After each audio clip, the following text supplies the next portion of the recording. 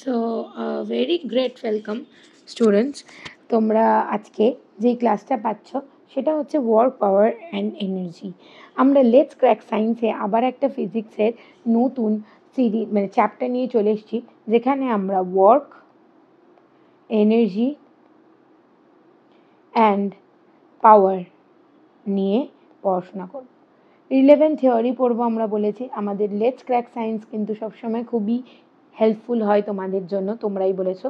তাই আমরা class number 1 নিয়ে এসেছি, যেখানে আমরা রিলেভেন্ট থিওরি পড়াশোনা করব। তো চলো দেখা যাক ক্লাস নাম্বার 1-এ আমরা কি পড়ি। ফার্স্ট অফ অল, যখন আমি একটা কার্ট মানে একটা ছোট ট্রলি মতো কার্টকে একটা ফোর্স দিচ্ছি এবং কার্টটা কী করছে, মুভ করছে মানেই কিন্তু বলতে পারি কি ওয়ার্ক ইজ ডান। এবং যে ওয়ার্কটা করছি তার জন্য কি হচ্ছে, একটা লস অফ এনার্জি হতে থাকছে। ঠিক আছে, তো সোজা কথায় বলতে গেলে কি, যে the work energy and the power are interrelated and daily useful in our regular life. Okay, যখন আমরা একটা কার্ডকে ঠেললাম তার মানে work is done and some energy is lost by that person. ঠিক আছে, তো ওয়ার্ককে আমরা কিছু পয়েন্টার ওয়াইজ পড়ে নিই, যেগুলো আমাদের পরীক্ষার জন্য খুবই ইম্পর্টেন্ট। কি, when a force is applied on a body and there is a displacement of that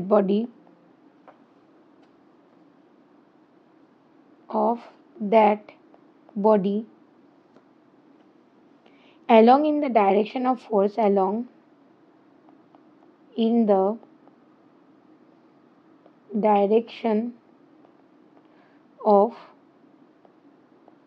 force then the work is said to be done by that force. ওকে, কি বললাম, আমরা যখন একটা ফোর্স অ্যাপ্লাই করছি কোনো বডির ওপরে এবং সেটা ডিসপ্লেসমেন্ট হচ্ছে, মানে এক জায়গা থেকে আরেক জায়গায় বডিটা মুভ করছে, ডিসপ্লেসমেন্ট কিন্তু হতেই হবে, তবেই কিন্তু আমরা বলবো work is done. Okay, work is basically scalar quantity,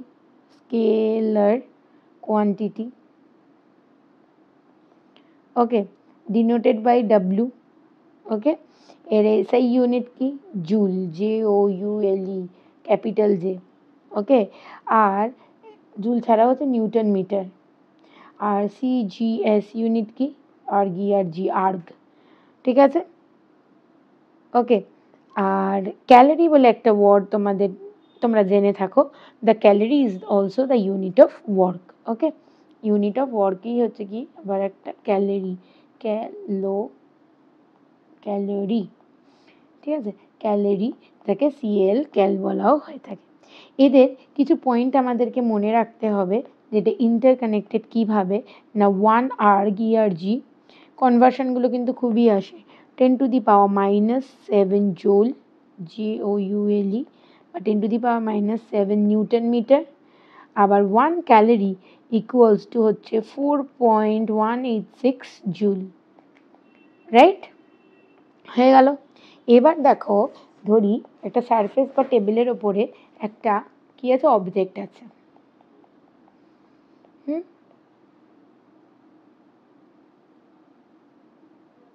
object আছে, এই অবজেক্টটাকে আমরা একটা ফোর্স অ্যাপ্লাই করছি, স্কেলার কোয়ান্টিটি F। এটা এর সাথে মানে ডাইরেকশন অফ দ্য, বা এখান থেকে এখানে এই অবজেক্টটা মুভও করলো।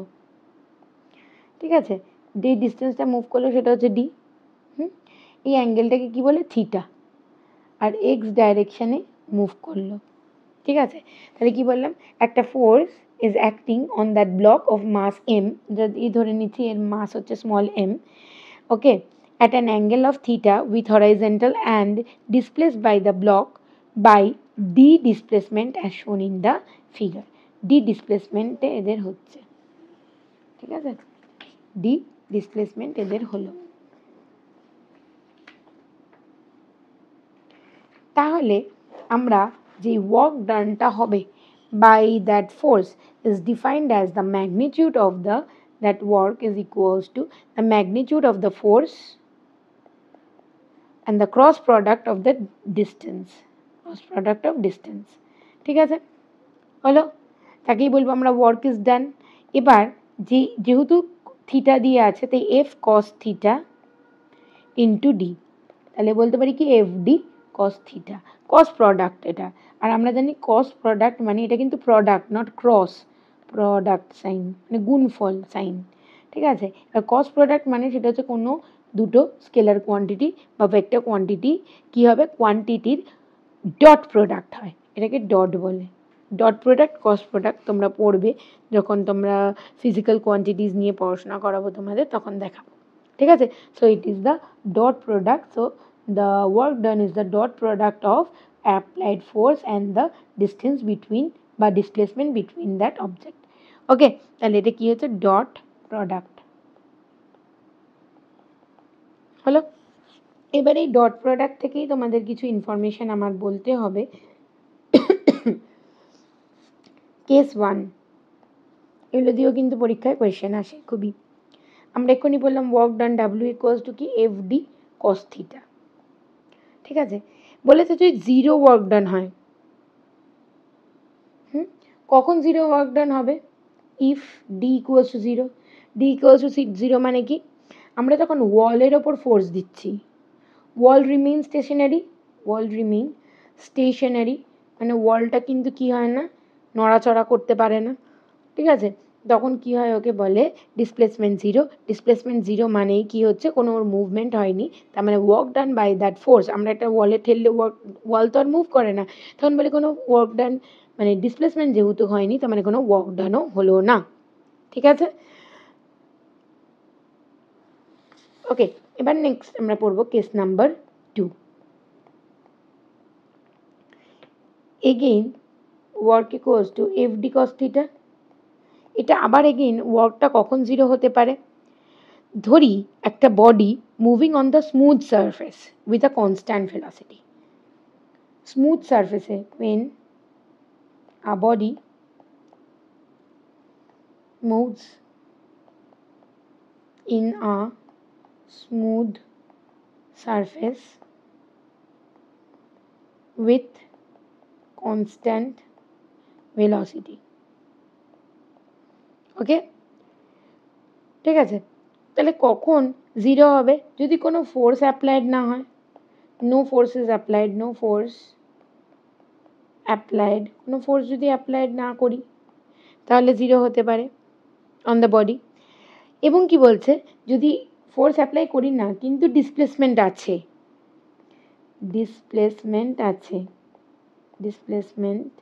আছে, কিন্তু কেন ডিসপ্লেসমেন্টটা আমার আছে, যখন আমরা কোনো ফোর্স অ্যাপ্লাই করছি না অথচ ডিসপ্লেসমেন্ট আছে, তার মানে কি কনস্ট্যান্ট ভেলোসিটি স্মুথ সারফেসে মুভ করছে, যেহেতু ফোর্সটা জিরো তাই জন্য ওয়ার্ক ডানও কী হয়ে গেল, জিরো হয়ে গেল, ঠিক আছে। আরেকটা কেসও হতে পারে যেখানে আমার ওয়ার্ক ইজ জিরো, কখন, এগেইন আমরা জানি এফ ডি কস থিটা। একবার কি বললাম ডিসপ্লেসমেন্ট জিরো, আর একবার কি বললাম অ্যাপ্লাইড ফোর্স জিরো। এবার ধরে নিচ্ছি সবকটা যেহেতু প্রোডাক্ট মানে গুণফল, তার মানে যে কোনো একটা জিরো হলেই তো জিরো। কস থিটা যদি জিরো, কস থিটা জিরো মানে কি, থিটা ইকুয়ালস টু 90 ডিগ্রি, তার মানে movement of the body and the applied force যদি 90 ডিগ্রিতে থাকে একে অপরের, মানে একে অপরের পারপেন্ডিকুলার হয়। আবার বলছি, applied force and the displacement of the body are in the angle of 90 degree, তখনও কিন্তু কি হবে না, ওয়ার্ক ডান জিরো হবে।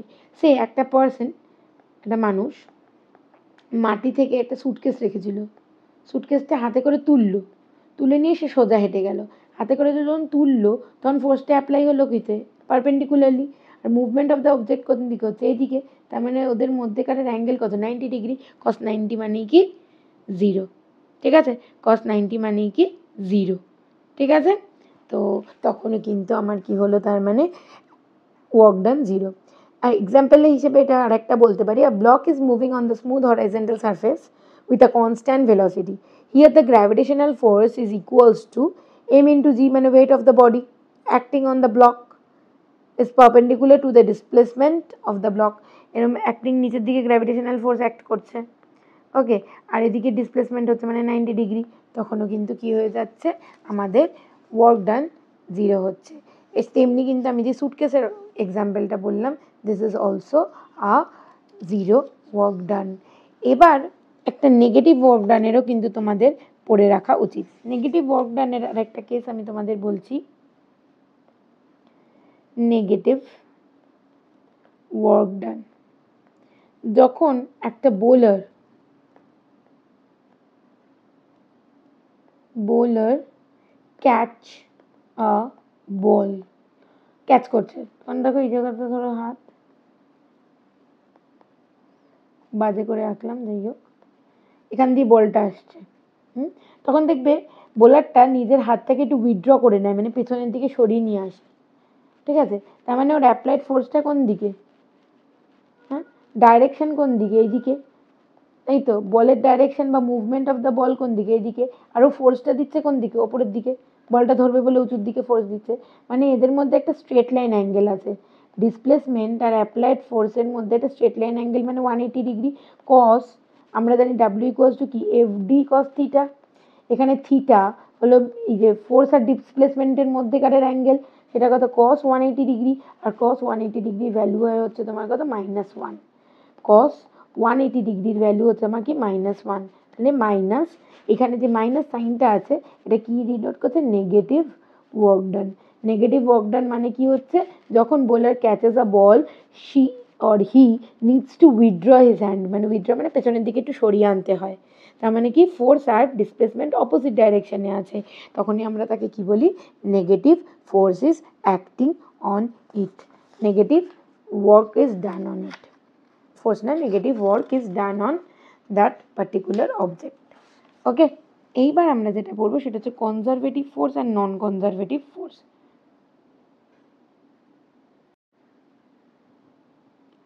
কনজারভেটিভ ফোর্স আর নন কনজারভেটিভ ফোর্স, এটা কিন্তু খুবই খুবই খুবই ইম্পর্ট্যান্ট একটা পোর্শন অফ ফোর্স, ঠিক আছে। আজকে আমরা শুধু ফোর্স পড়ছি, কালকে আবার পড়বো হচ্ছে এনার্জি। কনজারভেটিভ ফোর্স ভীষণ ভীষণ ভীষণ একটা important point on the topic force.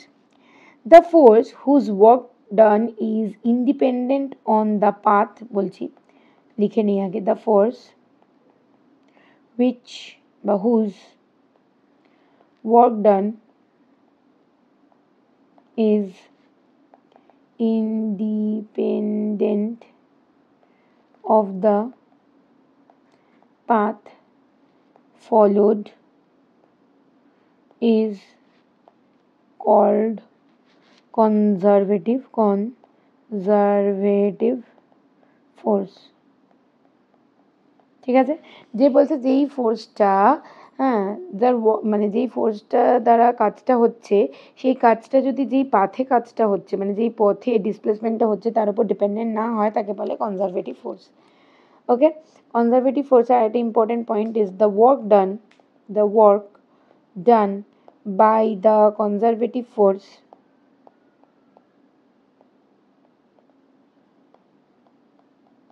only depends on the initial point and the final point of the path, depends on the initial মানে যেখান থেকে স্টার্ট হলো, initial and final point, okay। Hence the work done by a conservative force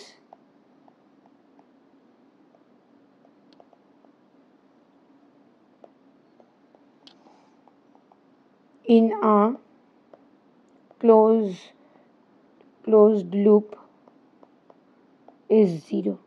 একটা close লুপে যদি conservative force হয়, মানে এখান থেকে শুরু এখানেই শেষ হলো, ঠিক আছে, এ থেকে শুরু হয়ে বিতে শেষ হলো, তো ক্লোজ লুপে কনজারভেটিভ ফোর্স কি হয়ে যায়, 0 হয় অলওয়েজ। এক্সাম্পল তো আমাদের অবশ্যই পড়তে হবে, সেটা কি gravitational force is the example of conservative force, আর হচ্ছে ইলেকট্রোস্ট্যাটিক ফোর্স, একটা কনজারভেটিভ ফোর্স, আর এটা হচ্ছে elastic force is the conservative force. Okay, এবার আমরা যেটা পড়বো সেটা হচ্ছে non conservative force. Non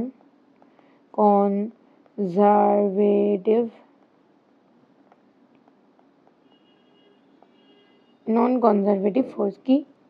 if the work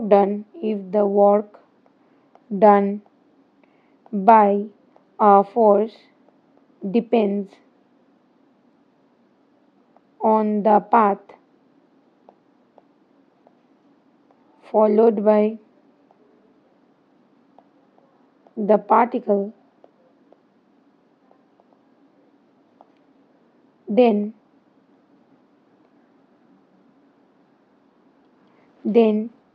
it is called the non-conservative force। বুঝিয়ে বলছি, ভেটিভ ফোর্স। অবশ্যই কিন্তু নিজের খাতায় নোট ডাউন করে রেখো নিজের মতো করে। ওকে, তাহলে নন কনজারভেটিভ ফোর্স কি বললাম? The work done by a force depends on the path, পাথের উপর ডিপেন্ড করে। আগেটা ছিল কি? আগেটা ছিল যে দ্য ফোর্স, মানে বেসিক্যালি যে ফোর্সটা কাজ করছে সেটা ইন্ডিপেন্ডেন্ট অন দ্য পাথ, পাথের উপর ডিপেন্ড ছিল না, শুধু ইনিশিয়াল আর ফাইনাল পয়েন্টের উপর ডিপেন্ড করতো, সেটাকে বললাম আমরা কনজারভেটিভ। নন কনজারভেটিভ যেটা পাথ ডিপেন্ডেন্ট, ওকে, তাকে বলে নন কনজারভেটিভ। এক্সাম্পল হচ্ছে frictional force, air drag force. গাড়ি চলছে, কোন পাথে চলছে? কার্ভ পাথে ফ্রিকশন বেশি, হ্যাঁ, মানে হচ্ছে তোমার স্লিপারি পাথে ফ্রিকশন অনেক কম, তাই জন্য স্লিপ ডাউন হয়ে যাবে। হ্যাঁ, যেখানে কাকড় ফাকড় বালি পড়ে থাকবে সেখানে ফ্রিকশন অনেক বেশি হবে, ফ্রিকশনাল ফোর্স। আর একটা হচ্ছে এয়ার ড্র্যাগ ফোর্স এক্সেট্রা। ওকে, গেল। নেক্সট আমরা পড়বো হচ্ছে কন্ট্যাক্ট ফোর্স আর ভেরিয়েবল, কনস্ট্যান্ট ফোর্স। আর এটা হচ্ছে মানে ভেরিয়েবল ফোর্স। কনস্ট্যান্ট ফোর্স কি? that does not changes with respect to time and distance is called constant force. Okay, always remains constant, example গুলো আমরা কোয়েশ্চেনে পড়াবো। কি বললাম? That does not change with respect to time and distance change হলে বা হচ্ছে তোমার বলো কি টাইম চেঞ্জ হলে যেই ফোর্সগুলো চেঞ্জ হয়ে যায় না তাকে বলা হয়ে থাকে কি? Constant force. ভেরিয়েবল ফোর্স কোনগুলো? যেটা হচ্ছে the force that changes with respect to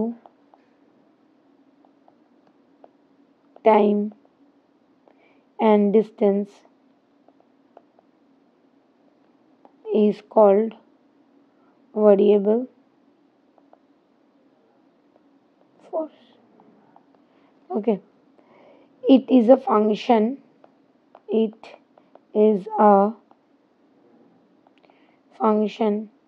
of either time or distance or velocity etc. ঠিক আছে? কার এটা বললে, এইটা তো বলেছিলাম কনস্ট্যান্ট, আর এটা কি বলেছে? ইদার টাইম বা ডিস্টেন্স বা ভেলোসিটি অনুযায়ী চেঞ্জ হবে, সেগুলোকেই কিন্তু আমরা ভেরিয়েবল ফোর্স বলে থাকি। এরপর যেটা পড়বো হচ্ছে কন্ট্যাক্ট ফোর্স, নন কন্ট্যাক্ট ফোর্স, যেখানে হচ্ছে অবজেক্ট আর মানে ফোর্সের সাথে কন্ট্যাক্ট থাকবে সেগুলো হচ্ছে কন্ট্যাক্ট ফোর্স, আর যেখানে থাকবে না সেটা হচ্ছে তোমার কি? নন কন্ট্যাক্ট ফোর্স। ফিজিক্যালি কন্ট্যাক্ট থাকলে কন্ট্যাক্ট ফোর্স, আর যেখানে ফিজিক্যাল কন্ট্যাক্ট থাকবে না সেটা হচ্ছে নন কন্ট্যাক্ট ফোর্স। যেমন হচ্ছে গ্র্যাভিটেশনাল ফোর্স,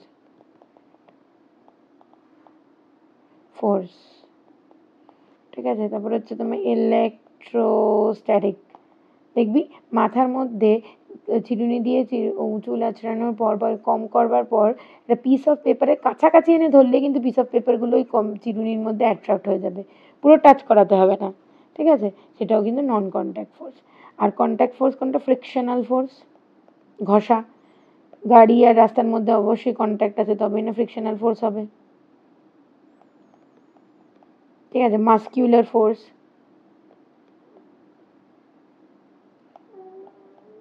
স্প্রিং ফোর্স, অনেক কিছুই আছে।